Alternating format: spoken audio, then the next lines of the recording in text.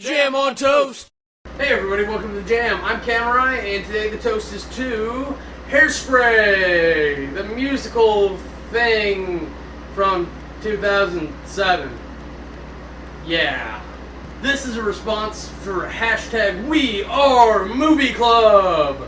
And this week was Tor's pick, which figures that she's going to make us watch a musical, and it might as well be Hairspray. So be sure to go over to Tor's channel and check out her review of Hairspray so you can see who the next week of We Are Movie Club is going to be. So the short sell on this one is that a large girl gets a dancing opportunity on her favorite TV show, The Chris Collins Show, and gets a chance to overcome stereotypes against somotypes and help out with stereotypes against on occasions, specifically in this movie, Negro stereotypes. I love it for this one. Okay, maybe I'm a shallow pig for this one, but Amanda Bynes is super duper cute, or at least she was. Hopefully drugs and crazy haven't turned her into Lindsay Lohan. When she gets tied up to the bed, that was kind of a hot scene. It was even funnier that the guy didn't try to untie her right away. He actually put the moves on her. Granted, she wanted that situation, but it's kind of funny that like they started out with bondage as part of their first kiss. I hate it. Of all the stupid nonsense that's in this fucking movie about racism and everything, it was when Queen Latifah bribed John Travolta with like cake to stay at the club and let Tracy hang out with the black kids. I'm like, what the fuck? Granted, her mother shouldn't have been dragging her out of there in the first place, but the fact that you're gonna bribe somebody who obviously has eating problems and talks about it throughout the movie, based on her being a large girl, kind of rubs you the wrong way, especially when a lot of the movies about how you shouldn't have prejudgments about black people, and by being right about the somotype stereotype, that it says that you're right about the colored stereotypes. The MVP for this movie is without a doubt Nikki Blonsky, who plays Tracy Turnblad. She does such a good job. She really does such a good job in this movie. I don't know if it's really her singing at any point, but the singing all does really well. She lines it up right if it's not her singing. She dances super well, and she pulls it off. She has a lot of personality for the character, and I'm glad that ends up being part of the movie. But on to the categories. Aesthetics. This is set in a time period I hate to look at. The wardrobes are weird. There's segregation. The buildings are old and run down and silly looking to me.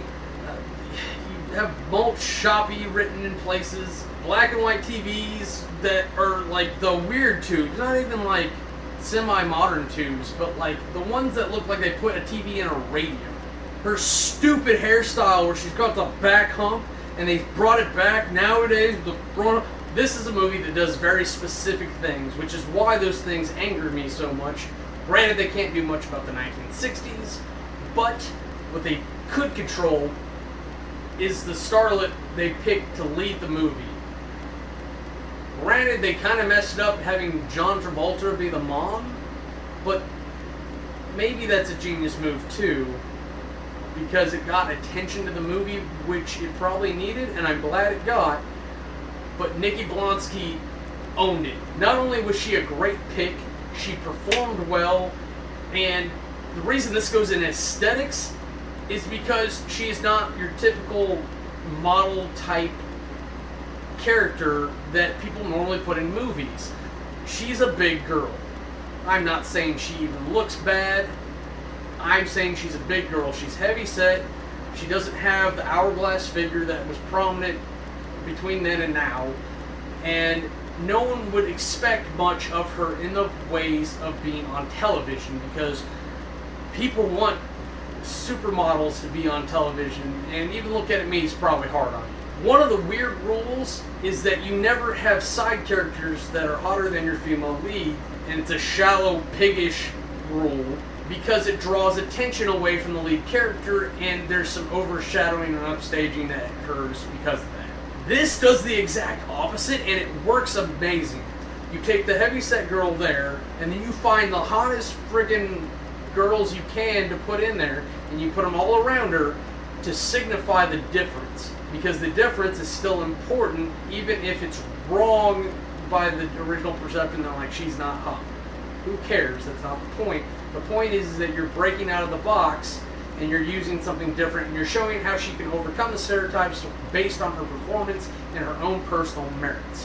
Which is why I think it's weird that John Travolta is the mom, because you would think that you'd want a woman there to help overcome that stereotype, but instead you get a man and you give her a slightly better figure in the dresses than the daughter. Their attention to detail seems selective. Because it's the 1960s, I have to mention it. All the segregation stuff was done very well. They showed how we used to be stupid people and do those things, and when they chose to integrate certain people and run the ops to make it happen, they did it in a very well way where it stood out to you visually. And the scenes were kind of iconic, even when they're based on what they're talking about. You can tell what's going on because we're talking about skin color. It's visually obvious. When Tracy and Penny and her dude are all sitting there with Queen Latifah, she's like, what's going on here? What's up with this one? Fairly obvious, and the way they stand and the way they unite, it makes visual sense. And I really think, and even especially in the songs and dances, they really put it out there and brought all the stops. I just don't get why they didn't notice these little things, or maybe they did and they sacrificed it for the production of the movie, because let's face it, at the time John Travolta was going to fill seats just because his name was on the movie, and I kind of hate that, but I kind of love that he stepped up and did that, and it couldn't have been an easy time in the production for him, so thank you, John Travolta. Aesthetics gets a 90. Character development.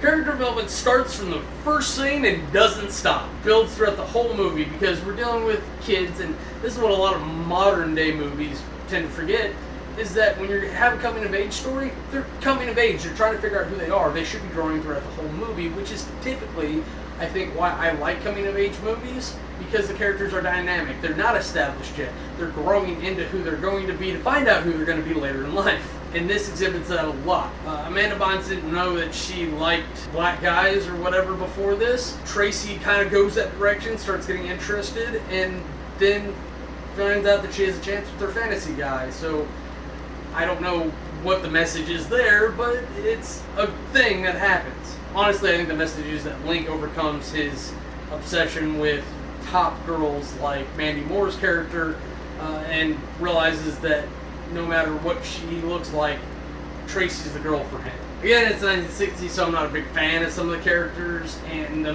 major characters are all pretty good, but there's just some lacking elements in there. And we hear about a couple things for the backstory and some of the older characters, and I don't think we get nearly enough perspective from the black population.